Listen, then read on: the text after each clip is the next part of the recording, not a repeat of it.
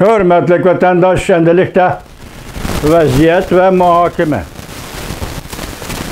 Biz sizlerge başta etip ettik. Bugünkü vaziyette hazır iki sözündeydi. Biz başta ettik vakıta. Yolun göynasını günlerden sözünü yurttukta. Günada haber verdik. Ve şimdi aklı hoş haber de görüştük. Amerika Hoş Müstahkır Devlet Meclisi Tavan Palatası'nın başladı. Amerika'da 3. kol rehberi Nancy Pelosi Hanım'ın 4.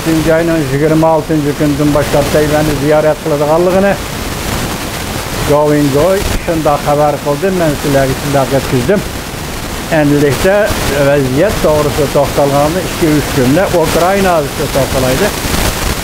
Uruş, Ukrayna-Rusya vuruşu hazır. Rusya'nın ork tepegi geldi. Maşan akbaratı. YouTube 4. ayının 21. günü. Vladimir Putin tanrısa kreşki başladı. Yani ciddileşti. Angliya, Amerika, Ukrayna'nı yadro muhafızat küllüğü astığı aldı. Canlının nazarı YouTube 4. ayının 23. günü. Aralıkta Vladimir Putin Rusya'da bir kıtımlık yadro sınığı elip vardı. Yani partot gelip vardı. Bugün en de Govingoy dedi ki hazır Vladimir Putin Amerikaga yarışışqa, maqul buluşqa yoki shartlarga kundi yaqin keldi degan bir gapni qilib, shu munosabat bilan hozir xalqarada oltinning bahosida jiddiy o'zgarish yuz berdi. Shundaqla Govingoy davlat ishidagi ishlarni nazarga elib 5. ayının 4. ayının 26. günüdün 5. ayının 6. günügacha agar Nancy Pelosi Hanım Amerika Qo'shma Shtatlari Davlat Majlisi Tavan Palatası'nın rahbari Nancy Pelosi Hanım Tayvan'ı ziyaret qiladigan bo'lsa, Beijing'de harbiy holat e'lon qilishi mumkin degan so'zni ağızga aldı Govingoy.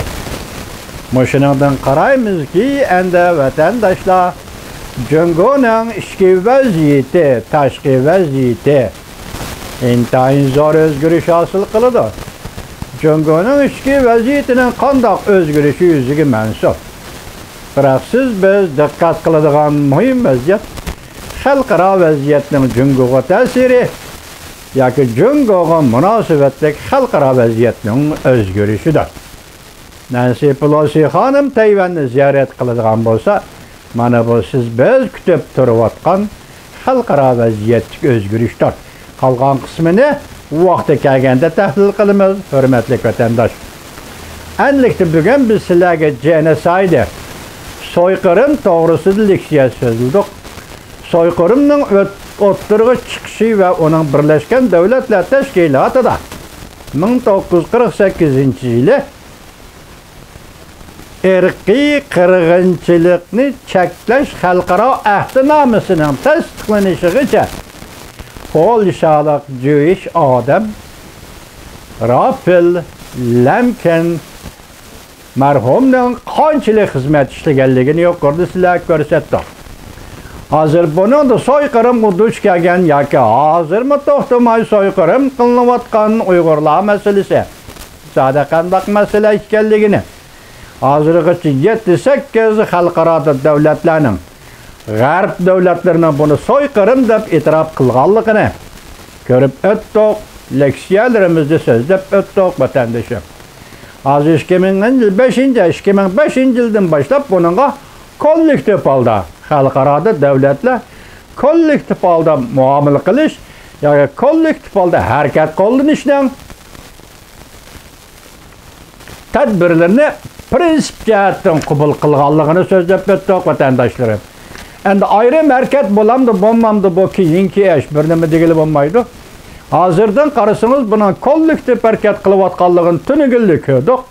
Masalan, Yevropa ittifoqi bilan Jungo o'rtasida o'zaro ikki taraf mablag' selish kelishimi imzolaganda Avrupa İttifaqı birinchi bo'lib o'ttirg'i chiqib, sen Uyg'uriston masalasini hal qilmaydi ekansan. Biz bu kelishimni imzolamaymiz dedi degan gapni tunigun so'zladik vatandoshlar sizlarga. Shundoq bo'ldi bu hamda kollektiv harakat. Avrupa İttifaqı Uyg'uriston masalasida Amerika bilan birlashib, Amerikaning tashqi siyosatiga yaqinlab kelib, shundoq muomala qildi, muomala qilyotdi. Bundan ham shundoq muomala qiladi deb o'ylasangiz bo'ldi vatandoshlar. Anda xalqarada ba'zi muhim kishilik huquq tashkilotlari, masalan, kuzatuvchi xalqaro tashkiloti bu Uyg'urlarni genocide so'yqirim qilyotdi degan gapni og'izdan chiqarishga qo'shilmagandek turdi. Tuninki xabarni ko'rib qoldim. Endi Amerika Qo'shma Shtatlari buning qo'shildi, chiqib bo'ldi. Oqsaroyga mi kirib bo'ldi. Ma'mur sobiq davlat ishlar katibi kechiringlar. Sobiq davlat ishlar katibi Mike Pompeo bu yil 1-oyning o'tgan yil 1-oyning 9-kuni 1-oyning 19-kunida kechiringlar. 19-kunda shundoq e'tirof qildi hozir. Uyg'urlar da, Xinjiang da Xitoyning mustamlikasi, Manday mustamlikasi da hozir Xitoy hukumat genocide so'yqirim qilyapti dedi. Demak, Amerika hukumati shundoq e'tirof qildi. Shu e'tirof qilgani bo'yicha bu o'tgan yilning yoki 12-oyning 23-kunida majburiy emgak qonun loyihasiga Prezident Joe Biden imzo qo'ydi. Bu xalqaro tashkilot, ya'ni kishilik huquq tashkiloti, kuzatish tashkilotining nimishqa jur'at qilib bu Uyg'urlarni hozir genocide qildi degan gapda ishkilinib qolganligini men tushuntirib bera olmayman vatandoshim. Ehtimol kishilik huquq tashkilotlari bundoq desa siyosatga muvofiq kelmasligi mumkin. Biroq bu gapni siyosatga muvofiq keltirib Amerika Qo'shma Shtatlari hukumati o'zi e'lon qilib bo'ldi. Davlat rahbarlari e'lon qilib bo'ldi. Garchi muqimlashtirib bir hujjat tarqatmagan bo'lsa-mu, nimishqa kishilik huquq tashkilotlari endi buni eg'izga olmaydi degan gap. Bugun sizlarga qo'yadigan savolim shu. Sizlarning o'ylanishinglarga, biroq sizlar hozir genocide so'yqirim degandan kelish manbidan qisqacha xabardor bo'ldinglar. Burunqidek masalan Amerika Qo'shma Shtatlarida Serbiya, Kosovo masalasida Prezident Bill Clintonning tunishni birlikka keltirib 1999 5-oyning 7-kuni askar chiqarganligi. Serbiyaga askar chiqarib Kosovo xalqining ko'rishini yoki tinch yo'l bilan va yoki shu vaqtga urush shakli bilan o'zining erkinlik uchun kurash qilayotganligini muqimlashtirganligini so'zlab o'tdik vatandoshlar. Eng oxirida yana shu gap kollektiv tadbir qo'llanish, kollektiv majburiyat ado qilish, kollektiv muomala qilish, masalan, irq yo'qotishlar shug'ullangan shaxslar va yoki siyosiy hokimiyatlarga. Bu bugungi kunda dunyoda xalqaro jamiyatning o'rtaq tonishi va o'rtaq harakat shakli bo'lsa kerak. Bu siyosat, bu harakat shakli Uyg'urlarga qachon tatbiq qilinadi? Uyg'urlarga qachon tatbiq qilinadi? Mana shu vaqt sizlar bizning taqozo ilkimizda turayotgan intayin jiddiy vaqtdir vatandoshlar. Endi vaziyatning ikkinchi bir tarafini yuqorida ko'rib o'tdinglar. Endilikdagi ish, biz buni vaziyat deb qo'yaylik.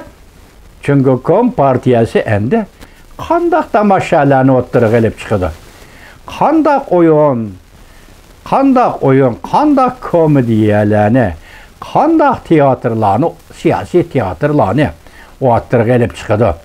Hozir qaragan Shanxay xalqini tarqoqlashtirish, bir bo'lim Shanxaylikni hozir Jeyjanga o'rlashtiribdi. Endi Shanxay xalqini yana butun mamlakatga tarqoqlashtirish. Balki bu virusning tahdididir.